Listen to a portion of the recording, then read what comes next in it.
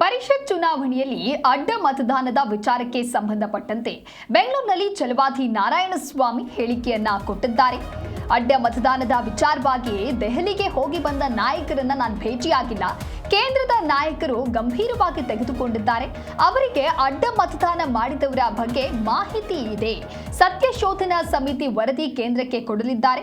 ಅಡ್ಡ ಮತದಾನ ಮಾಡಿ ಕೆಟ್ಟ ಸಂಪ್ರದಾಯಕ್ಕೆ ನಾಂದಿ ಹಾಡ್ತಾರೆ. ಕೇಂದ್ರದ ನಾಯಕರು ಕಠಿಣ ಕ್ರಮವನ್ನ ತೆಗೆದುಕೊಳ್ಳಲಿದ್ದಾರೆ.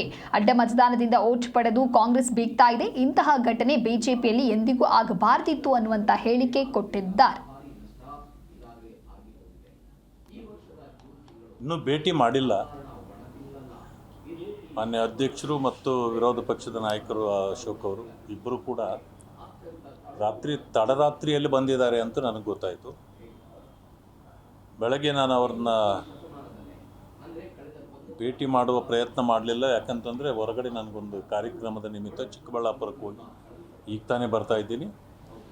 ಸಂಜೆ ಹೊತ್ತಿಗೆ ಭೇಟಿ ಮಾಡ್ತೇನೆ, ತಿಳ್ಕೊಳ್ತೇನೆ.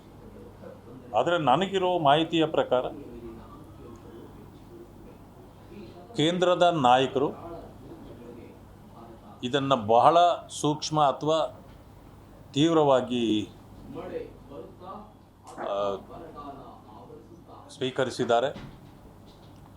ಇಂಥ ಘಟನೆ ನಮ್ಮ ಪಕ್ಷದಲ್ಲಿ ಆಗಬಾರ್ದಾಗಿತ್ತು. ಸೊ ಅದಾದ ಮೇಲೆ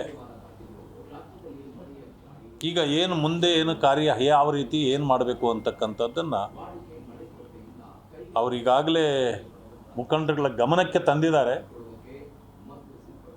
ಬಟ್ ನನಗೆ ಅನಿಸುವ ಮಟ್ಟಕ್ಕೆ